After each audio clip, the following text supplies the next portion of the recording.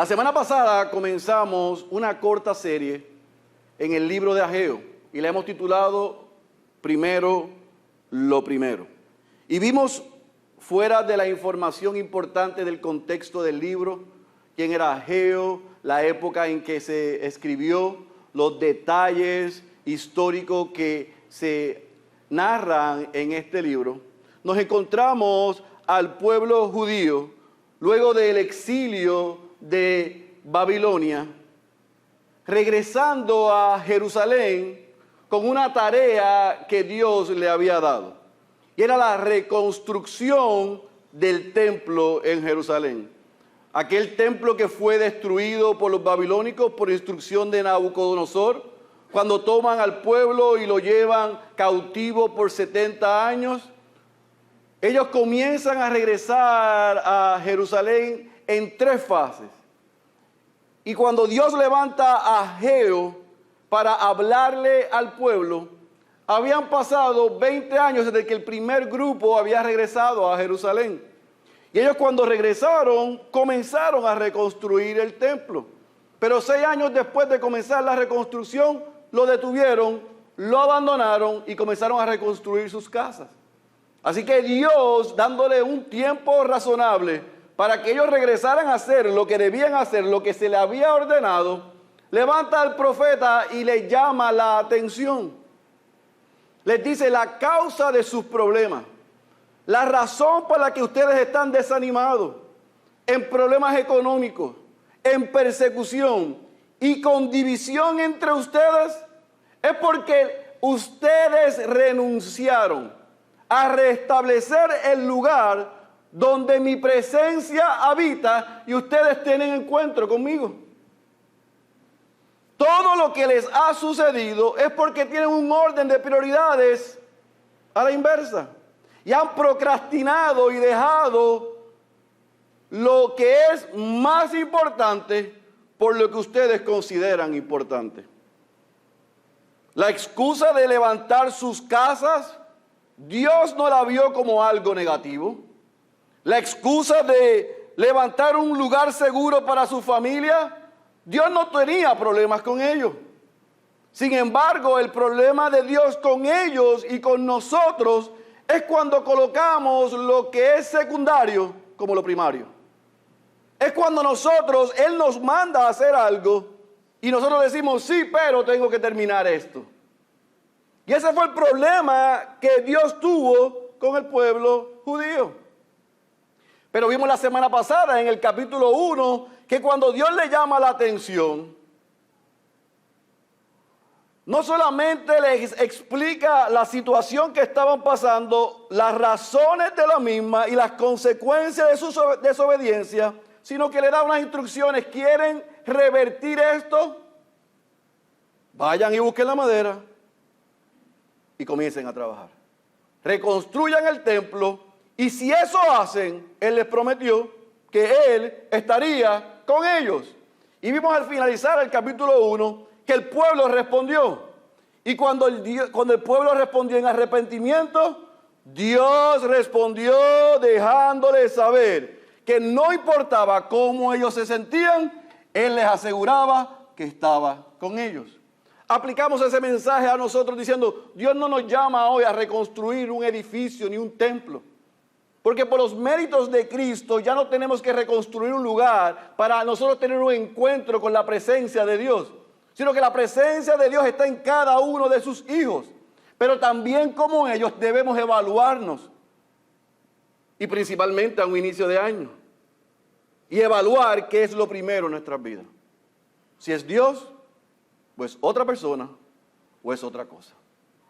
El capítulo 1 termina de una manera magistral, extraordinaria, hasta romántica. Se reconcilian con Dios y comienzan a trabajar. Pero ¿sabe lo que pasa?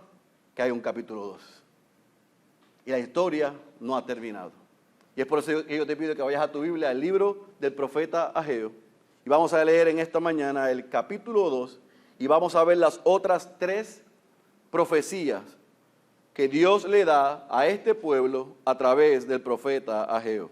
Ageo capítulo 2, otra vez para beneficio, Malaquías es el último libro del Antiguo Testamento. Antes de ese está Zacarías y antes de ese está Ageo. Ageo capítulo 2, cuando estén ahí, me dicen amén.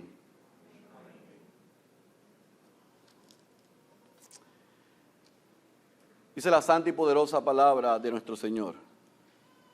El día 21 del mes séptimo, vino la palabra del Señor por medio del profeta Ageo diciendo: habla ahora a Zorobabel, hijo de Salatiel, gobernador de Judá, y al sumo sacerdote Josué, hijo de Josadac, y al remanente del pueblo, diciendo: ¿quién ha quedado entre vosotros que haya visto este templo en su gloria primera?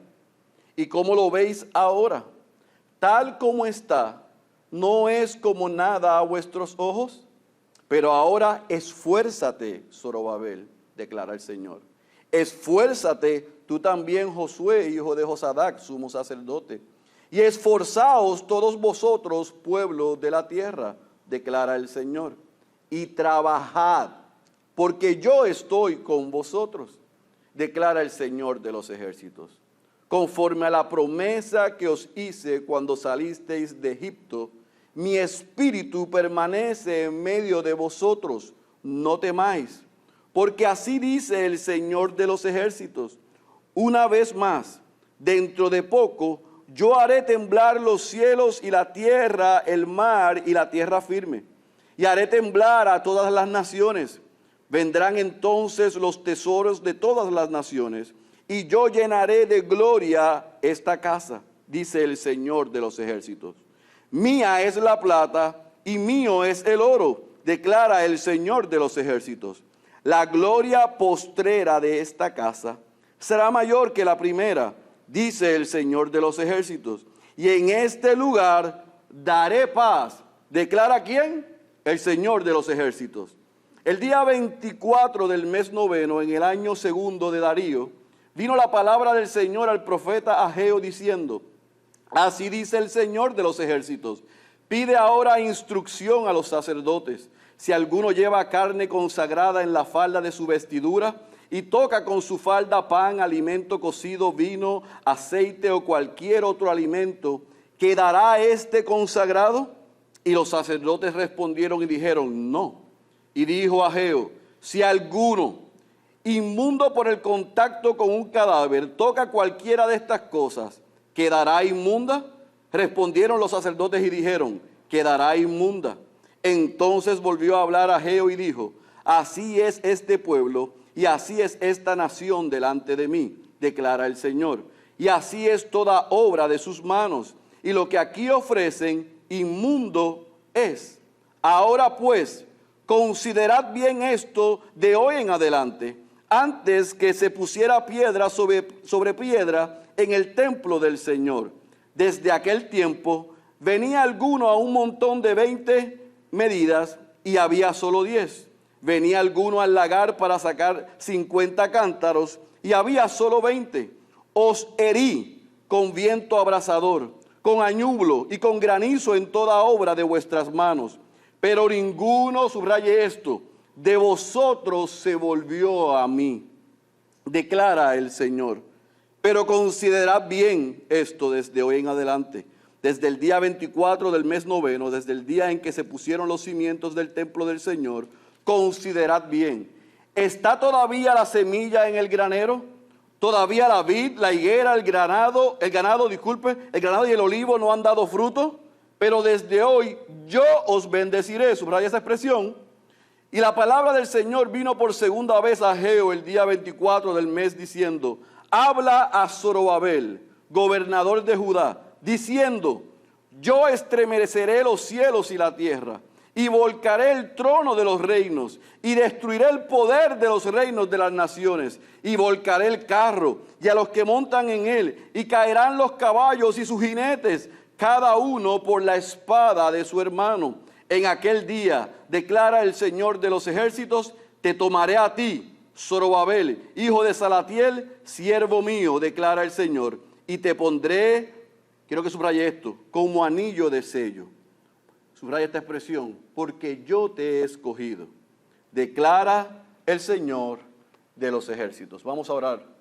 Padre, hemos leído el texto y ahora te rogamos tu asistencia para el predicador y para tu iglesia, para que él con claridad pueda exponer lo que tú ya has comunicado y para que tu iglesia mediante tu espíritu pueda recibir tu palabra. Una vez más, Señor, quita la venda de los ojos de todavía los que están ciegos y están muertos en sus delitos y pecados. Habla a tu iglesia y edifícala y salva a los perdidos. En tu nombre oramos. Amén, amén y amén. Pudiésemos resumir lo que ha sucedido hasta aquí, antes de leer las 3 profecías, en la oración que hizo A.W. Tozer. Él dijo, y yo quiero que lo anote, esto es una oración que él hizo, que yo creo que puede resumir la actitud del creyente a ver la actitud del pueblo y el llamado de Dios antes de estas 3 profecías. Oh Dios, no permitas que me fascine nada que no seas tú. Oh Dios, no permitas que me fascine nada, Félix Cabrera le añadiría entre comillas, y nadie que no seas tú. El pueblo de Dios había quedado fascinado con cosas que no eran importantes. Eran necesarias, pero no eran importantes. Y Dios les habla, y Dios los corrige, y Dios le señala su pecado, y ellos responden. Ahora, hay un aspecto sumamente importante que yo quiero que recordemos que vimos la semana pasada. Y es que este libro de 2 capítulos se pueden resumir en 4 profecías, en 4 mensajes. La semana pasada vimos la reprimenda y la respuesta. Pero en este capítulo 2 hemos leído sobre 3 profecías, sobre 3 mensajes que Dios le da a aquel pueblo. Y así es que vamos a dividir lo que acabamos de leer en esta mañana. En el capítulo 2, versículo 1 al 9, vemos un ánimo del Señor a su pueblo y un llamado a la excelencia. Del versículo 10 al versículo 19, Dios le da una advertencia al liderazgo espiritual de ese pueblo. Y el versículo 20 al versículo 23, cerrando, Dios le promete a través de Zorobabel, no solamente a ese remanente, sino a los que vendrían después, una promesa futura. Ahora, del versículo 1 al versículo 9, nosotros tenemos que colocar en el contexto histórico donde comienza esta segunda profecía.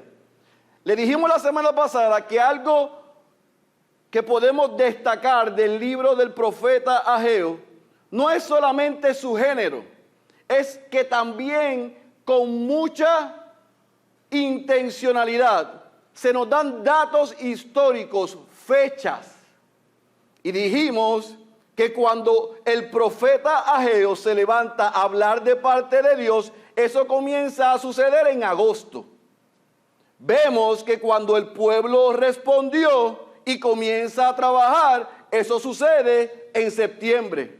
Pero ahora el capítulo 2, versículo 1 nos da nuevamente una fecha y con exactitud es el 17 de octubre del año 520 a.C., en ese periodo de 6 meses que se dan estas 4 profecías. O sea, un mes después de que el pueblo comenzó a trabajar, un mes después de que comenzaron a reconstruir el templo, esto es lo que estaba sucediendo. Dice el versículo 1 que era el día 21 del mes séptimo. En el mes séptimo el pueblo judío celebraba lo que se conocía como la fiesta de los tabernáculos, que era la celebración por 7 días, donde ellos recordaban y alababan a Dios porque Dios los sacó de Egipto y los llevó a la tierra prometida. Era la celebración del Éxodo. ¿Y qué decía la ley? Que mientras se celebraban las fiestas no se podía trabajar. ¿Están conmigo? Así que imaginen, hace un mes comenzamos a trabajar, un mes después hay que detenernos por la fiesta, y esto es lo que comienza a suceder, que el pueblo, específicamente aquellos que vieron el templo de Salomón, que probablemente tenían 80, 90 años o un poco más, en ese tiempo de asueto, un mes después de comenzar a trabajar, comenzaron a ver el trabajo de sus manos y comenzaron a recordar y a comparar cómo estaba el templo. Y comenzaron a decirse los unos a los otros: esto jamás será igual a lo que nosotros teníamos. Esto jamás se comparará con 3 cosas: el esplendor físico que tenía este templo, el valor político que tenía este templo, y que la presencia de Dios que habitaba en este templo hoy no está. Se comenzaron a lamentar y estaban desanimados porque cuando miraban el trabajo de sus manos, o sea, cuando ese pueblo está reunido en la fiesta, que no está trabajando, y están viendo cómo estaban las ruinas y lo que ellos estaban reconstruyendo, decían: ¡wow! Esto jamás será igual. Ni siquiera vale la pena que continuemos. Estaban tan y tan desanimados por las condiciones en las que estaba el templo, porque después de un mes el esfuerzo de ellos no estaba dando el fruto que ellos quisieran, y comenzaron a pensar: nunca será igual. No vale la pena reconstruir este templo otra vez, y estoy siendo intencional, porque esta palabra la decimos nosotros mucho. Nunca será igual. No será lo mismo. Eso era lo que estaba en el pueblo. Esas eran las conversaciones entre el pueblo. Salieron bien animados después de que Dios los corrigió y les dijo a trabajar. Comenzaron a trabajar, pero un mes después, como nosotros con las resoluciones, ya estaban desanimados. Un mes después, nosotros con las dietas, ya la estaban rompiendo. Un mes después, como nosotros con los planes de lectura bíblica de un año, o name it, póngale el nombre. Igual que nosotros, ese pueblo, cuando comenzó a experimentar la dificultad, dijo: esto es mucho, esto es muy difícil, esto es imposible, es demasiado de trabajo. ¿Para qué? Si nunca será igual. Pero es interesante que mientras esos primeros 3 versículos del capítulo 2 nos narra cómo Dios en la profecía expone el corazón y las circunstancias de ese pueblo, Dios no se queda ahí, sino que en el versículo 4 y en el versículo 5, mira lo que hace Dios. Les llama a que se esfuercen. Esfuércense. Hagan lo que están haciendo con excelencia. Dejen de quejarse, de lamentarse, y sobre todas las cosas, yo quiero que anote esto: dejen de compararse. Dejen de estar mirando hacia atrás y diciendo: pero es que antes era mejor. Es que antes era diferente. Es que nunca será como antes. Dios dice: olvídate de eso. Esfuérzate, recobra ánimo. Dame lo mejor de ti. Eleva el nivel. No me des migajas. Trabajen. Si ustedes se esfuerzan, si lo hacen con excelencia, si trabajan duro, por segunda ocasión les dice: yo estaré con ustedes. Ah, pastor, se le olvidó que les dijo no teman. Sí, voy ahí ahora. El no teman es el recordatorio de lo que ya les dijo: yo estaré con ustedes. Pero como un mes después se les había olvidado, le tiene que decir: no teman. No teman, ¿por qué?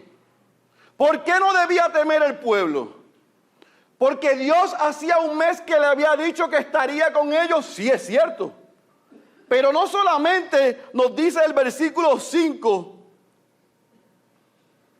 que fue porque hace un mes se lo dijo, sino que el versículo 5 dice: conforme a la promesa que os hice cuando salieron de Egipto, mi espíritu, y subraya esa expresión en su Biblia, permanece en medio de ustedes, no temáis. ¿Saben por qué no deben temer? Porque hace un mes les dije que yo estaba con ustedes. Pero ¿saben por qué sobre todas las cosas no deben temer? Porque desde que salieron de Egipto les prometí a sus padres que yo estaría con ustedes. En su infidelidad yo me mantengo fiel.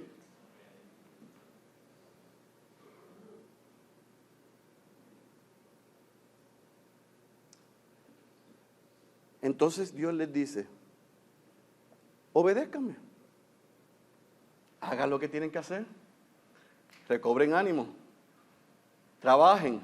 Y es interesante,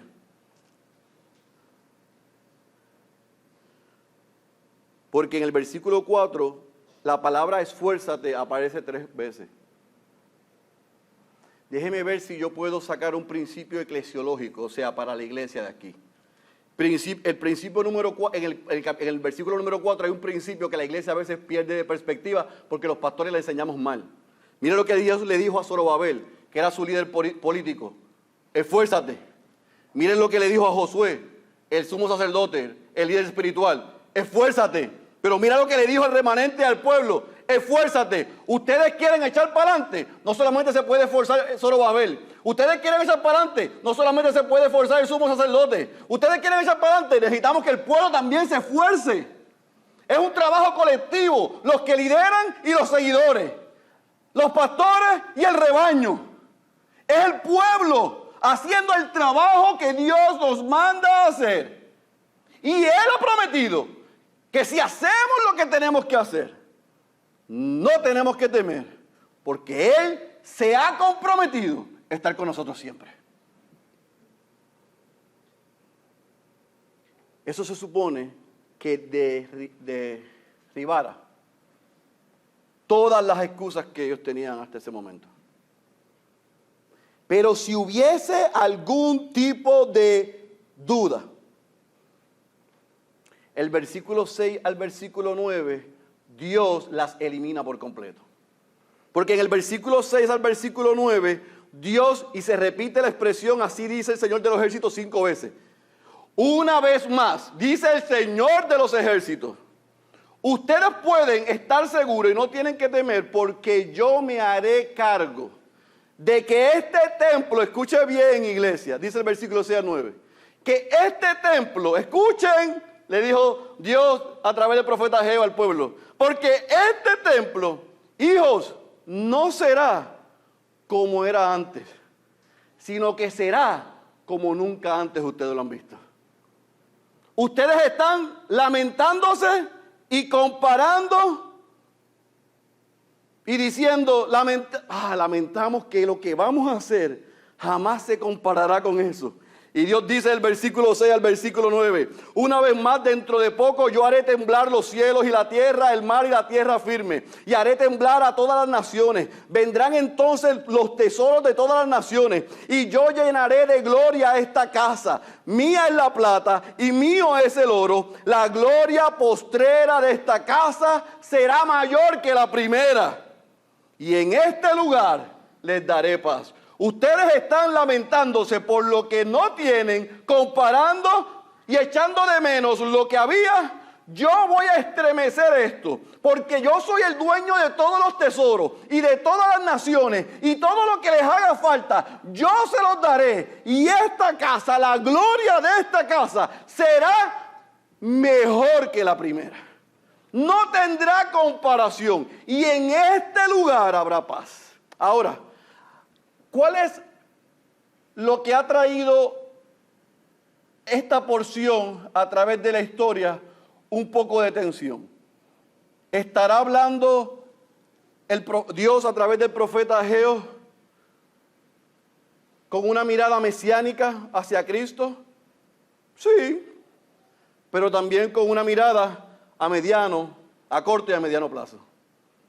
Porque ni Zorobabel, ni Josué, ni ese remanente iba a poder lograr que ese templo fuese reconstruido y quedara como Dios estaba diciendo que ellos lo pudiesen ver en el corto plazo. Pero si ellos seguían trabajando, esa casa, ese templo donde iba a habitar la presencia de Dios, iba a estar en un nivel como nunca antes, pero sobre todas las cosas en ese templo iba a venir el Mesías. Y iba a caminar el Mesías. E iba a enseñar el Mesías y le iba a decir a ese templo: a ti te quedan pocos días, porque yo voy a derrumbar todo lo que impide que la presencia de Dios simplemente esté en un lugar, sino que por mi muerte, mi resurrección y por el envío del Consolador, un día la presencia de Dios estará en todos. Así que ciertamente está hablando de lo que ese templo a corto y a mediano plazo iba a ser, pero también mesiánicamente, y lo vamos a ver cómo concluye esto. Pero yo quiero que usted se imagine por un momento a ese remanente, a ese grupo, que incluía a aquellos que se estaban lamentando, escuchando a Dios de parte del profeta Ageo. ¡Hey! Excelencia, esfuerzo, ánimo, trabajo, no teman. Yo estoy con ustedes y lo que viene para este lugar es mejor. Es tan grande que ustedes no tienen idea, no tiene comparación. ¿Qué se supone que haya pasado después de eso?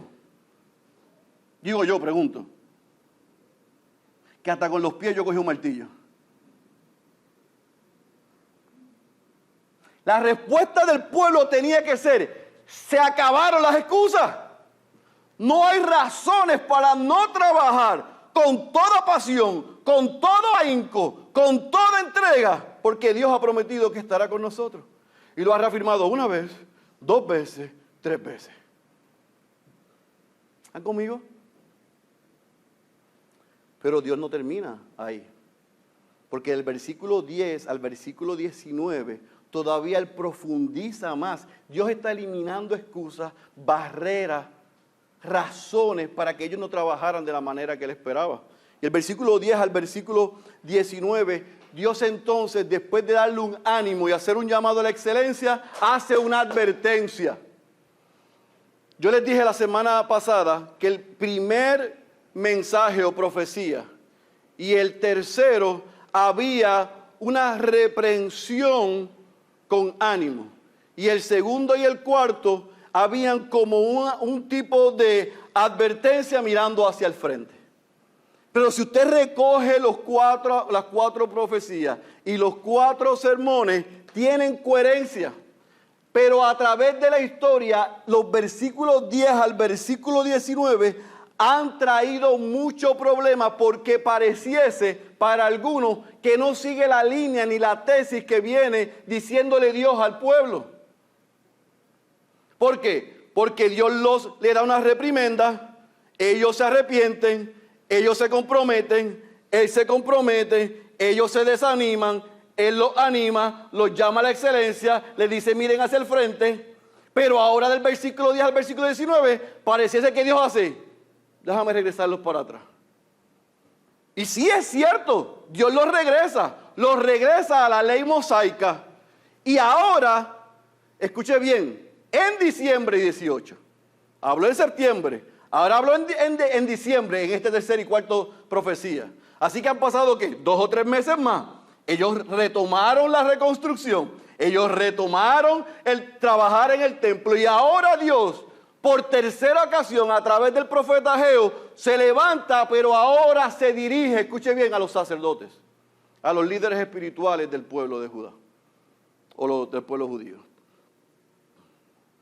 Y comienza a hacerles preguntas que ellos contestan. ¿Y por qué trae problema esto? Porque desde el versículo 10 al versículo 19, Dios comienza diciéndole a los sacerdotes: si alguno lleva carne consagrada en la falda de su vestidura y toca con su falda pan, alimento cocido, vino, aceite o cualquier otro alimento, ¿quedará esto consagrado? Y los sacerdotes le dijeron: no. ¿Por qué? Porque la ley decía que en esa vestidura no podía tener ningún contacto con nada, porque si no era ¿qué? Impuro, estaba contaminado.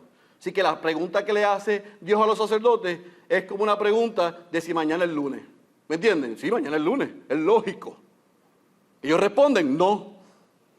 Vuelve y dice, pregunta Dios a través de Ageo en el versículo 13: si alguno inmundo por el contacto de un cadáver toca cualquiera de estas cosas, ¿quedará inmunda? Y respondieron los sacerdotes y dijeron: quedará inmunda. Otra vez, eso es lógico. Ahora es que entonces toma otro giro esto. Versículo 14. Entonces volvió a hablar Ageo y dijo: así son ustedes. Así son ustedes, mi pueblo, y esta nación delante de mí. Y así es toda obra de sus manos, y lo que aquí ofrecen, inmundo es. En otras palabras, Dios les vuelve a decir: ¿saben por qué sus acciones y saben por qué sus frutos son como son? Por su falta de santidad. Porque ustedes son impuros en sus corazones. Porque ustedes dicen una cosa y hacen otra cosa. Porque ustedes están trabajando el templo, pero su corazón está lejos de mí. Porque ustedes están trabajando el templo, pero han perdido de perspectiva la razón y el motivo del templo, que es que mi presencia habite allí para que ustedes habiten conmigo. Por eso es que sus acciones, por eso es que sus frutos están contaminados, porque hay falta de santidad, hay falta de pureza en ustedes. Y les dice en el versículo 15, yo quiero que lea conmigo: considerad bien esto. ¿Se recuerdan? ¿Se recuerdan de la considerad bien en el capítulo 1 2 veces? No vengan a echarme la culpa. Consideren bien que el fruto de lo que ustedes han recibido, de que siembran y no cosechan, de que, como dice en el versículo 16, siembran para 50 y tienen 20, no es por mi culpa, es por su falta de santidad, es por su falta de pureza, es porque me han abandonado, es porque coquetean con el mundo.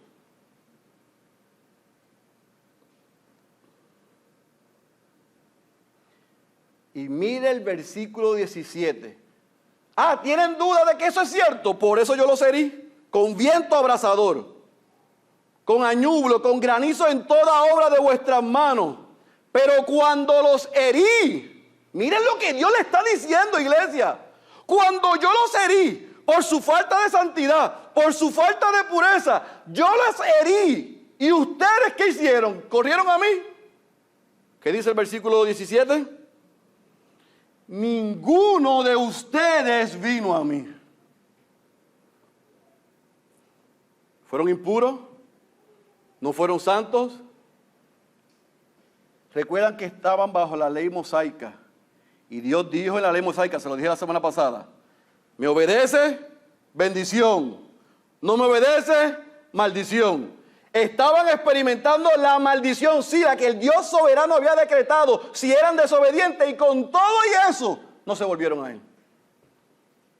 Clamaron: sáquenos de Egipto, los sacó. Sáquenos de Babilonia, los sacó.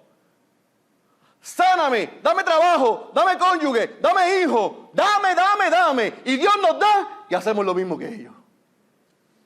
Lo mismo. Dame. Escúchame, súpleme, contéstame, respóndeme y te sirvo. Y Dios responde en su gracia y su misericordia, y nosotros seguimos actuando igual. Eso estaba haciendo el pueblo. Ahora, yo sé que si usted lee hasta el versículo 17, dice: no hay solución para ellos. Dios está molesto. Dios le ha señalado su impureza y su falta de santidad y está molesto. Pero hay un versículo 18 y 19, donde Dios relata y les dice, pero consideren bien esto. Hoy en adelante, desde hoy en adelante, ahora 18 de diciembre, desde el día en que ustedes comenzaran a poner los cimientos del templo del Señor, consideren bien, ¿está todavía la semilla en el granero? ¿Todavía la vid, la higuera, el granado y el olivo no han dado fruto? No hay problema, tranquilo, pero porque desde hoy yo los voy a bendecir. Ustedes han sido infiel, pero yo sigo siendo fiel. Ustedes tengo que decirle cada rato, regresen a mí, pero cuando ustedes se arrepienten, yo les muestro lo que siempre les he dicho, que yo sigo siendo fiel y yo los bendeciré. Y Dios en el versículo 19, en el versículo 19, yo a las 5 de la mañana de esta mañana decía, diantre.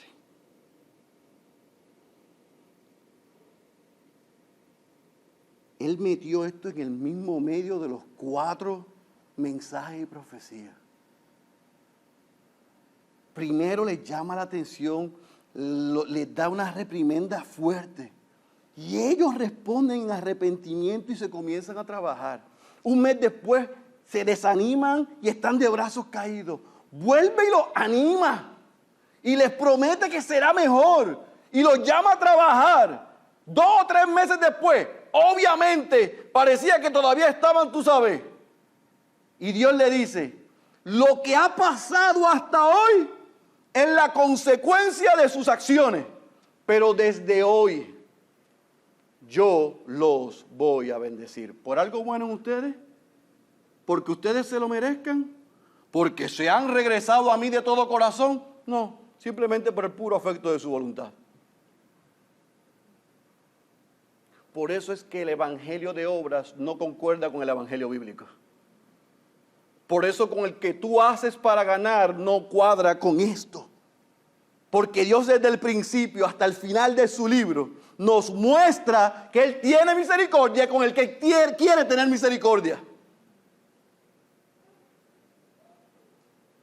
Y que Él sabe que nosotros no somos capaces de obedecer a la perfección lo que Él nos manda. Por eso necesitábamos un Redentor, un Salvador y un Señor. ¿Y cómo yo veo eso tan claro en este libro? Porque en el versículo 20 al versículo 23, Ageo nos asegura esto. O Dios a través del libro de Ageo nos asegura esto. Yo los bendeciré desde hoy en adelante. ¿Saben cómo? Mire lo que dice el versículo 20 al versículo 23, donde Dios hace una promesa futura. Y la palabra del Señor vino por segunda vez a Ageo el día 24 del mes diciendo, habla a Zorobabel, gobernador de Judá, diciendo, yo estremeceré los cielos y la tierra, y volcaré el trono de los reinos, y destruiré el poder de los reinos de las naciones, y volcaré el carro y a los que montan en él, y caerán los caballos y sus jinetes, cada uno por la espada de su hermano. En aquel día declara el Señor de los ejércitos, te tomaré a ti, Zorobabel, hijo de Salatiel. Yo le dije que circulara esto, siervo mío. Esta es la primera vez en las 4 veces que le llama siervo mío. Desde el capítulo 1, versículo 1, se llama a Zorobabel gobernador de Judá. Ahora le dice, siervo mío. Y te pondré como anillo de sello, porque yo te he escogido, declara el Señor de los ejércitos. ¿Sabe lo que Dios estaba haciendo en ese momento, iglesia? El mismo 18 de diciembre, cuando les dijo, sus acciones, sus frutos son lo que son por su falta de santidad, por su falta de pureza, por su adulterio espiritual. Pero a pesar de eso, yo los voy a bendecir. Y los voy a bendecir en el aquí, en el ahora y por siempre. y voy a destruir a toda la oposición. Él eliminará toda la oposición. Ustedes como mi pueblo serán reivindicados. El castigo será eliminado. La maldición sobre el pueblo termina hoy. Y Dios pone a Zorobabel, el que era el gobernador, el líder político. Ahora Dios le llama mi siervo. ¿Y sabe lo que le dice? Le dice, yo te pondré como anillo de sello. Y ese anillo de sello lo que representaba para los reyes era autoridad, era dominio, era como un trono, era como una corona. Y él le está diciendo a Zorobabel, siervo mío, yo te escogí para ponerte sobre mi pueblo como trono, como corona. En otras palabras, y aquí viene lo determinante. Porque si no sabemos esto y nos perdemos de perspectiva a esto, no podemos entender lo que esto significa. En Jeremías, el profeta Jeremías, Dios lo levantó. ¿Se recuerdan cuando las tribus se dividieron? ¿Se recuerdan de Salomón? ¿Se recuerdan de todas las esposas paganas? ¿Se recuerdan cuando Salomón adoró a dioses paganos? ¿Se recuerdan que se lo dije la semana pasada? Y cuando los pueblos fueron infieles, Dios advirtió antes de que eso sucediera al pueblo. Cuando el rey era Joacim, le dijo, por tu infidelidad, Jerusalén será destruido, Nabucodonosor y los babilónicos lo destruirán, ustedes quedarán cautivos. Y Dios, utilizando la misma expresión de anillo del sello, le dice a Joacim y al pueblo que ahí se rompe momentáneamente la línea davídica, el pacto con David, que de David venía el linaje del Mesías. Él le dijo, por lo que tú has hecho, tu desobediencia, tu infidelidad, hasta aquí llegamos. Pero ahora dice, de Zorobabel, descendiente de Joacim, de la línea de David, ahora yo reivindico mi promesa y mi pacto. Y contigo, Zorobabel, yo te pondré como anillo y te pondré como sello. Y este pueblo no va a sufrir como sufrió. Y la maldición termina. Y yo me reivindico, ustedes se reivindican conmigo y ustedes serán reivindicados. Y las naciones caerán a sus pies. Y todo lo que ustedes necesiten les será hecho. Y este templo será restablecido. Y mi presencia habitará en medio de ustedes. Y ustedes habitarán conmigo hasta un tiempo en ese lugar. Porque coming soon, de la línea de David, vendrá el Rey de Reyes, el Rey de Gloria, que cantábamos ahorita. Y ese hará que ya no haya un velo que separe al pueblo de Dios, sino que la presencia de Dios por la obra de ese que iba a venir, que iba a recibir la ira del Padre, lo que merecíamos nosotros y ellos, iba a provocar que ya no necesitara otro templo. Dios prometió que de Zorobabel no solamente se restablece el linaje davídico, sino que de Zorobabel, apunte esto, como dice Mateo capítulo 1, versículo 12, vendría el Mesías, el Salvador del mundo. Si usted va a Mateo capítulo 1 y ve la genealogía de Jesús, que para la gente no tiene sentido, escuche, tiene mucho sentido, porque desde aquí Dios nos está asegurando que está en control de toda la escena. Y de Zorobabel viene ¿quién? José, el padrastro de Jesús. Cuando los hombres lo hacemos mal, lo que Dios ha prometido es anti nosotros. Cuando nosotros somos infieles, Dios permanece fiel. Y Dios reivindica su promesa y el linaje de David. Viene el Mesías, el Salvador del mundo. ¿Qué clase de cierre épico nos da el libro de Ageo? Es importante que entienda esto, porque cada libro de la Biblia es parte de la línea que se traza en las Escrituras de redención. No son libros aislados, no son historias para escuela dominical para niños. Ahí hay pedazos de información que nos narra lo que Dios había pensado, planificado e iba a hacer desde el principio. Y en Ageo nosotros vemos que aún en la infidelidad de su pueblo, Dios permanece fiel. Ahora, ¿qué usted y yo nos podemos llevar de lo que hemos escuchado en esta tarde ya? Hay dos cosas que yo quiero que nosotros nos llevemos en esta tarde. Uno, este es el primer statement que yo quiero que usted, pastor, pero eso yo lo sé, yo sé que usted lo sabe porque todos lo sabemos, pero yo quiero que usted anote esto porque esto es lo que yo saco de Ageo. Dios sabe lo que hace. Dios sabe lo que hace. Y Dios en estas tres profecías, en el capítulo 2, nos enseña varias cosas. Número 1, nunca deseemos lo que teníamos antes, sino que seamos agradecidos y disfrutemos lo que Dios nos ha dado y hagamos lo que nos exige hacer hoy. En otras palabras, Dios nos está llamando al contentamiento en el estado que estamos. Eso no es a la mediocridad. Porque aquel pueblo estaba siendo mediocre. Y algunos de nosotros, en nuestra relación con Dios y con los demás, somos mediocres. Le damos las migajas y lo que nos sobra. No estoy llamando a eso, estoy llamando al contentamiento. Que a pesar de la situación en la que nos encontramos, sabiendo que Dios ha sido bueno y que se ha comprometido a estar con nosotros, tengamos satisfacción en el estado donde estamos. Mire, yo sé lo que yo le digo. Yo era el pastor más feliz del mundo hasta el año 2018. Bueno, todavía lo soy, pero déjeme explicarle, porque si no se escucha mal lo que acabo de decir. Sí, se me fue el avión ahí. Yo era muy feliz hasta el 2018. Eso fue lo que quise decir. Bueno, antes del 2018. Yo era feliz. Y llegó una señora María a la tierra donde yo nací y me cambió la vida.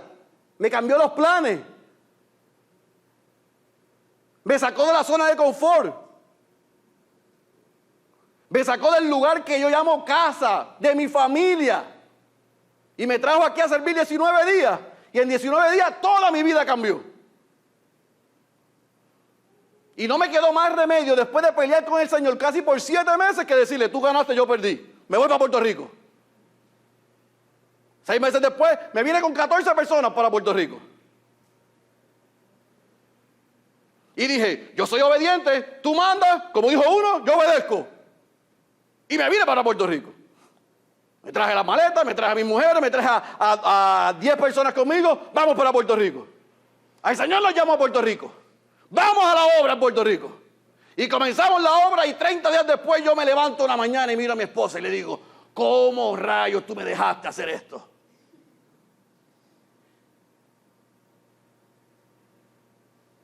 ¿Cómo? Si yo estaba tan bien, yo era tan feliz, yo extraño a esa gente. Y ella me decía, pero estamos haciendo la voluntad de Dios. Pero yo no quiero hacer la voluntad de Dios. Yo me quiero ir para Oklahoma otra vez. Así fue el pueblo en el desierto. Estaban esclavos en Egipto. E iban a una tierra que le habían prometido. Pero en la dificultad querían ir para atrás. Cuando vino la dificultad, yo quería ir para atrás. Cuando se hizo difícil, yo quería regresar para atrás. Cuando la cuesta era empinada, yo quería regresar para atrás. De frente, sí, estoy siendo obediente. Pero en mi ser interior no había contentamiento. Y Dios tuvo que operar en mí y humillarme y destruir a Félix para que Félix saboreara y disfrutara lo que Dios le mandó a hacer y tuviera contentamiento. Ahora no solamente tengo contentamiento, ahora soy el pastor más feliz del mundo. Porque estoy en el lugar que Dios quiere, pastoreando la iglesia que Él quiere, con gente que yo amo. Y como el apóstol Pablo amaba a los filipenses, pero amaba a los corintios, y a los colosenses, y a los tesalonicenses. Yo amo aquello, pero amo esto también. Y les amo a ustedes. Pero mi corazón tuvo que ser transformado. Porque mis motivos pueden parecer, mis acciones pueden parecer bien, pero mis motivos están fuera de lugar. Y los tuyos también, para que no me mire así como rarito. Sí, algunos me están haciendo así. Sí, pastor, yo lo sé. No, usted también. No soy yo nada más, usted también. Sí, están haciéndome amén, pastor, amén, sí. Y las acciones de nosotros pueden parecer justas, pero el motivo es ser injusto. Así que yo creo que Dios nos enseña que Él sabe lo que hace y que nosotros debemos agradecer en el lugar donde estamos y abrazar lo que Dios nos ha dado y hacer lo que nos ha mandado. Número 2, al mismo tiempo Dios nos exige que nos esforcemos, que no seamos mediocres, que demos la excelencia en el servicio a Él. Y yo creo que todos tenemos espacio para mejorar, iglesia, todos. Porque hay algunos aquí que somos medio difíciles. Mire, yo le voy a decir una cosa. Si usted es un hijo o una hija de Dios y el Señor le salvó, yo quiero dejar esto meridianamente claro. Nosotros no vamos a rogar por su servicio. ¿Estamos claros? Yo no le voy a rogar a usted como pastor de esta iglesia que usted le quiera servir al Señor y que usted esté dispuesto y disponible. Yo no voy a hacer eso. Yo voy a arar con lo que yo tenga. Si son 10, amén. Si son 100, amén. Pero si usted es un hijo o una hija de Dios, se supone que de nosotros brote en agradecimiento porque estábamos muertos y ahora estamos vivos, una devoción, una pasión, una entrega y una excelencia al Trino Dios. Lo mejor de nosotros no la sobra. Así que déjeme advertirle, no le vamos a suplicar. Los pastores vamos a orar con los que digan sí. Y si como ayer, 39, parecíamos 390 y llegamos, como dijo Fernán, con la lengua por fuera, ¡gloria a Dios! Pero lo que nos mandaron a hacer, eso hicimos. Un corazón agradecido es un corazón que brota agradecimiento, servicio y excelencia. Número 3. Dios le enseñó a ese pueblo que Él requiere santidad y pureza. Y déjeme decirle, iglesia, la única manera que usted y yo vamos a vivir santo no es vistiéndonos de blanco,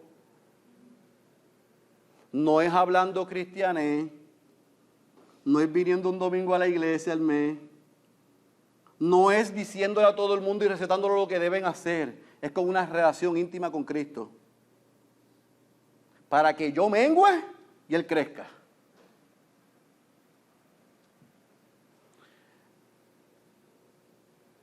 Si usted no se ha dado cuenta, yo me di cuenta hace tiempo, la procrastinación espiritual tiene consecuencias desastrosas en mi vida. Cuando yo no administro la gracia de Dios bien en mi vida, y yo no dependo de Él, y yo no vivo para Él, y yo le doy las sobras, yo estoy viviendo de manera impura. Cuando yo no intimo con Él, cuando yo no habito con su pueblo, cuando yo no rindo cuenta, cuando yo no soy discipulado, cuando yo no doy de lo que he recibido, yo soy impuro, yo no soy santo.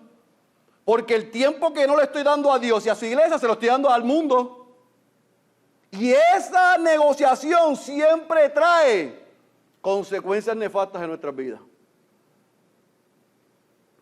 Él no dijo, Jesús no dijo que nos sacara del mundo al Padre, sino que nos guardara del mal. Yo tengo que estar en el mundo para hacer sal y para hacer luz, como aprendimos el primer mensaje del año. Pero no para que ellos, ni ellas, ni la agenda me contamine, sino para yo impactar al mundo. Y usted y yo estamos llamados a vivir en santidad. Así que perdóneme si usted se ofende con esto. Pero santidad no es lo que venden por ahí. No tiene que ver nada con cómo vistamos. No tiene nada que ver con sentir, con apariencia. Tiene que ver con ser transformado en el ser interior. Para que la evidencia de que Cristo habita en nosotros sea visible. Y que en el medio del mundo hay un faro de gracia y un faro de luz que digan, Él tiene o ella tiene algo diferente. Yo quiero eso. Número 4, en Cristo hay una garantía de algo mayor y mejor. Esos últimos versículos del 20 al 23 le estaba asegurando al pueblo no solamente que la maldición se había acabado, no solamente que iban a ser restaurados, no solamente que el templo iba a ser mejor, es que venía uno que era mejor y mayor que Zorobabel, que David, que Salomón.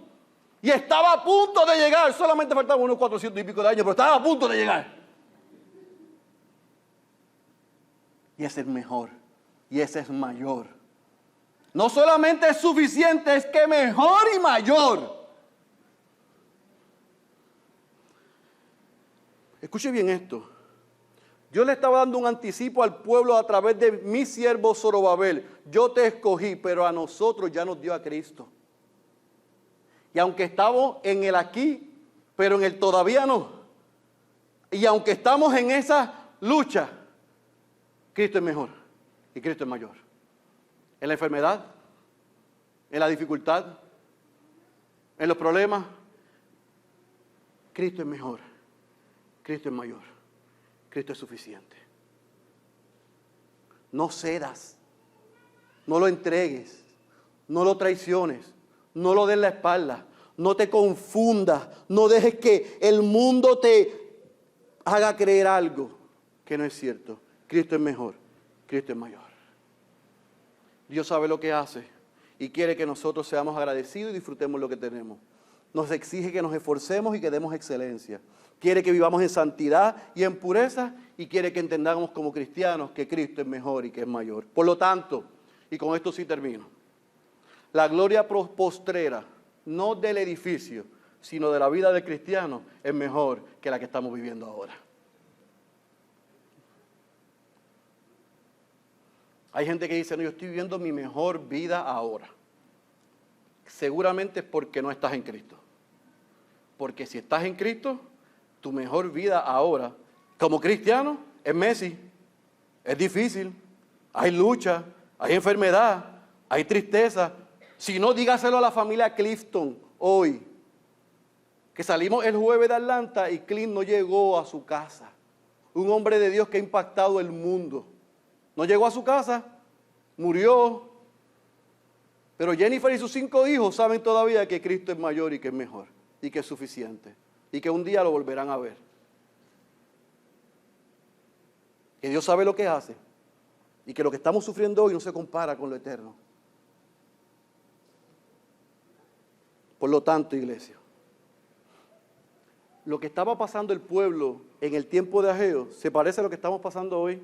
Tenemos las mismas excusas, la misma apatía espiritual, las mismas prioridades erróneas, y no tomamos responsabilidad por nuestras acciones, deseamos lo que teníamos antes y no lo que Dios nos da hoy en el futuro. Nos estamos lamentando. Por eso mi llamado a la iglesia es, número 1, evalúa tus prioridades. El libro comenzó así, así yo lo concluyo. Si tú quieres comenzar bien, me encantó lo que estaba diciendo Luis al principio, que con el Ministerio de Alabanza, hoy es día 15. Hoy se están quemando dietas, se están quemando resoluciones y un montón, porque en 15 días nos fundimos. Está bien, perfecto, quémala. Pero pregúntate dónde están tus prioridades. ¿Qué es primero y dónde está Dios en tus prioridades? Yo tengo que hacer eso todos los días, no a veces, todos los días. 2, yo tengo que entender que hay consecuencias por nuestros pecados, por nuestras decisiones, es verdad. Pero a pesar de eso, en Cristo, usted y yo no solamente somos perdonados, sino que tenemos esperanza y una garantía que en medio de la dificultad, Él está con nosotros y podemos seguir adelante. Mire, deje de seguir creyendo lo que está escuchando en Nueva Vida en Redentor. Satanás no nos robó nada. Él no nos ha robado nada. Si usted es un hijo o una hija de Dios, Satanás no tiene la mínima posibilidad de tocarle. Ahora, si usted peca, si usted falla, como yo peco y como yo fallo, asumamos nuestra responsabilidad. Pidamos perdón, arrepintámonos, demos un cambio de dirección, abracemos a Cristo, su perdón, su garantía, su esperanza y su promesa de que aun cuando hay consecuencias o hay dificultad, Él está con nosotros. Jesucristo basta, es suficiente. Él es suficiente, yo no necesito otra cosa. Yo no tengo que decir, Satán, devuélveme lo que el diablo... ¡No! Eso no es cierto. Por toda la misericordia de Dios, saque eso de su vocabulario. Satanás no tiene autoridad sobre los hijos de Dios. Número 3, seamos honestos, transparentes y no solamente, escuche bien, está bien que confesemos nuestros pecados, eso es necesario, pero se requiere más que confesión de mis pecados, necesito ayuda para vivir en santidad. Yo no puedo hacerlo solo, escuche bien, la vida cristiana es inevitablemente corporal. Si yo soy hijo de Dios, yo tengo que pertenecer al cuerpo de Cristo.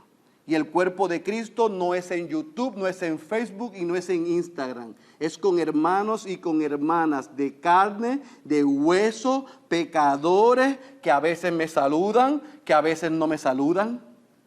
Yo les pido perdón por los que así son aquí. Son gente que están luchando con su pecado. Son gente que estamos trabajando con áreas todavía de carácter. Pero la belleza es que no se trata de nosotros, se trata de Cristo. Y a estos pecadores lo hace parte de la familia para que nos amemos y crezcamos juntos. Y tú no te puedes llamar cristiano separado de la iglesia local y del cuerpo de Cristo. Tú necesitas a Cristo y necesitas a cristianos. Yo necesito a Cristo y necesito cristianos para poder vivir en santidad.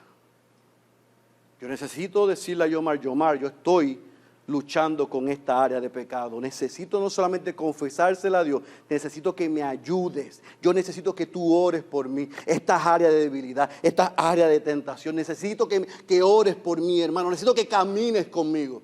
Pero hay gente que todavía todo bien. Están ready para ir al cielo. Se me va a vaciar la iglesia. Voy a tener que plantar una nueva. No. Si usted quiere saber cómo yo estoy, pregúnteme. Pero aguántese porque la lista es larga. Estoy luchando con la ira, estoy luchando con el descontento, estoy luchando con... Sí, estoy luchando.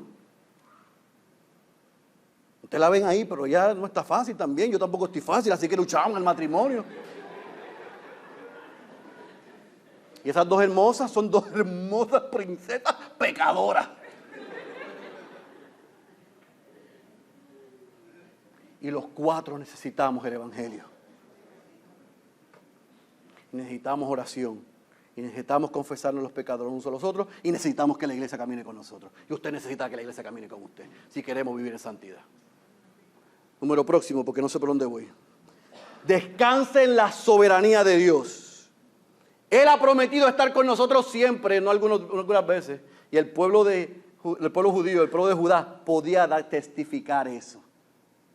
Cuando otra vez, lo he dicho como 6 veces, cuando fueron infieles, Dios fue fiel. Y eso incluyó los días difíciles, los días dolorosos, los días donde las circunstancias parecían, o solamente a mí, es a mí el único que le pasa que yo quiero tener control de todas las cosas. ¿Soy yo el único? Pues déjeme decirle que cuando yo creo que yo tengo control de todas las cosas, Dios me quita el control así. Pero hay algo que yo en ese momento recuerdo, y es que aunque yo lo he perdido, Él nunca lo ha perdido. Y eso me trae confort. Gente OCD como yo, eso es un problema. Eso es un pecado, no un problema, eso es un pecado. Cuando yo quiero controlar las cosas, yo le quiero decir a Dios, no te necesito. Y Dios me dice, no, yo soy el que no te necesito.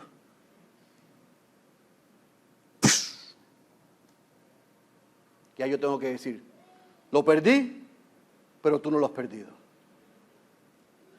Y por último, otra vez, Cristo es mejor. Otra vez no solo suficiente, sino mejor. Así que iglesia, esta es tu garantía y esta es mi garantía. La gloria postrera para los hijos de Dios siempre será mayor y mejor que la primera. ¿Y cómo usted explica eso, pastor? Yo no sé, pero yo sé que está escrito en el último libro que habrá unas bodas del Cordero. Y ese día, en cielo nuevo y en tierra nueva, ya no va a haber nada de lo que nosotros estamos pasando y sufriendo hoy. mi expectativa y mi esperanza y mis ojos están en ese día, no en lo que estamos viviendo. Lo que estamos viviendo es temporero. Mientras pasamos aquí, primero lo primero. Dios, su gloria y yo deleitarme en Él. ¿Cómo hago eso? Por los méritos de Cristo. Cristo hace que usted y yo podamos disfrutar de este lado de la eternidad, por más difícil que sea, porque estamos claros y tenemos nuestros ojos en la eternidad. Jesucristo basta, Jesucristo es suficiente, Jesucristo es mejor que cualquier cosa, es mejor para mí que Denise. Yo veo la gracia de Dios en Denise, es mejor que mis hijas, yo veo la gracia de Dios en mis hijas, es mejor que mi madre. Yo veo la gracia de Dios en mi madre. Es mejor que yo ser el pastor de esta fenomenal iglesia. Yo veo la gracia de Dios en ustedes, pero Cristo es mejor. Y no tiene comparación. Y Él es suficiente. Y yo me debo deleitar en Él. Así que, iglesia, mi llamado para cerrar y concluir es que usted y yo hagamos de lo primero. El que tenga oídos para oír, yo ruego que en estas 2 semanas haya escuchado la voz de Dios. Cierre sus ojos y permítame orar. Padre, te doy gracias en esta hora por tu amor y tu misericordia.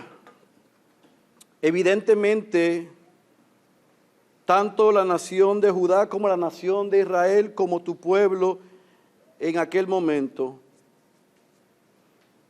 vio una y otra vez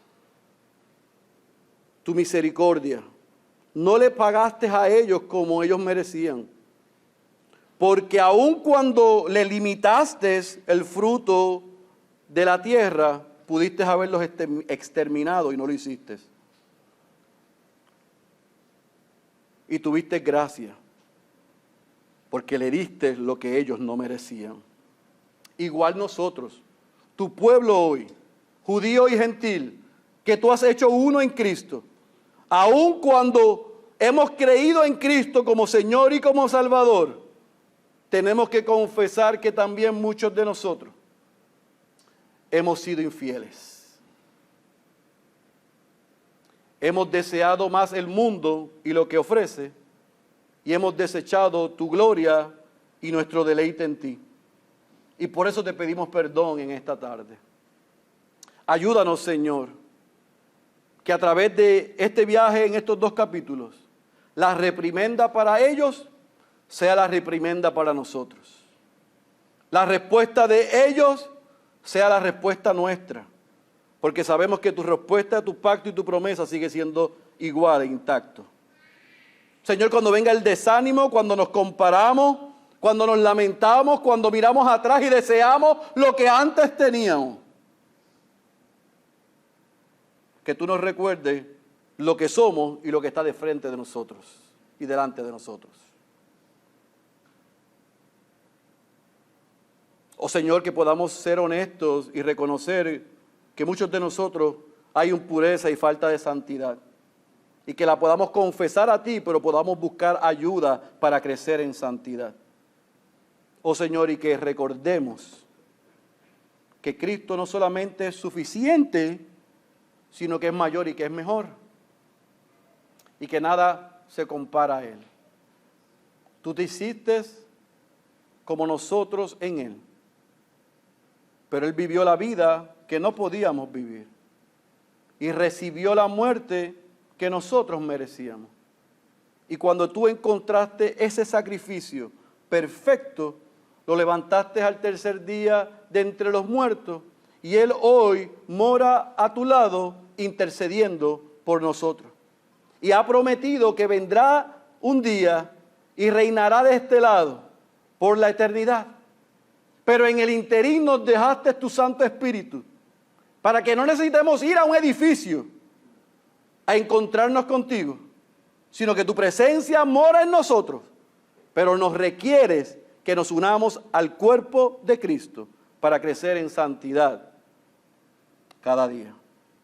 Por eso te pido, Señor, que todavía a días que comenzamos este año, tú nos ayudes, que tú nos confrontes, que podamos pedir perdón y arrepentirnos, pero que podamos saber que hay esperanza en el Evangelio de Jesucristo. Y que podamos caminar juntos como iglesia, y aquellos que se unen a esta iglesia, y los que se unirán a esta iglesia,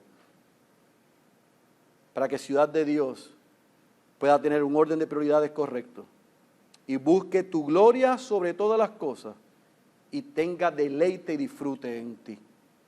Pero Señor, en esta tarde también rogamos por aquellos que nos acompañan hoy o que nos escuchan, que viven de espaldas a ti. Ellos tienen un orden de prioridades incorrecto. Ellos no tienen contentamiento. Ellos se comparan, ellos se lamentan, pero ellos creen que en ellos y en lo que ellos hagan está la solución a sus problemas. Yo te pido que tú tengas misericordia de ellos, como tuviste con ese pueblo y como tuviste con nosotros. Y que hoy, Señor, no solamente le muestres su pecado, sino que les muestre por tu Espíritu quién es Cristo, lo que hizo y lo que viene a hacer hoy para ellos. Si se arrepienten y lo confiesan como Salvador y como Señor. Señor, que ellos puedan entender que vivir de espaldas a ti es tener una garantía de que tu ira irá depositada sobre ellos si ellos no se arrepienten. Pero que puedan entender hoy que si se arrepienten, tú los abrazas y los unes a tu familia y le das tu espíritu. Ellos pueden caminar con otros para disfrutar de la hermosura de no solamente tu santidad, sino de vivir con otros para crecer cada día a la estatura del varón perfecto que es Cristo. Así que, Señor, nuestro ruego en esta hora ya es que cada uno de los que estamos aquí podamos con seguridad confesar con nuestros labios que Jesucristo basta. Él es suficiente y Él es mejor que cualquier persona y que cualquier cosa. Esa es nuestra oración. En el nombre de Jesús. Amén, amén y amén.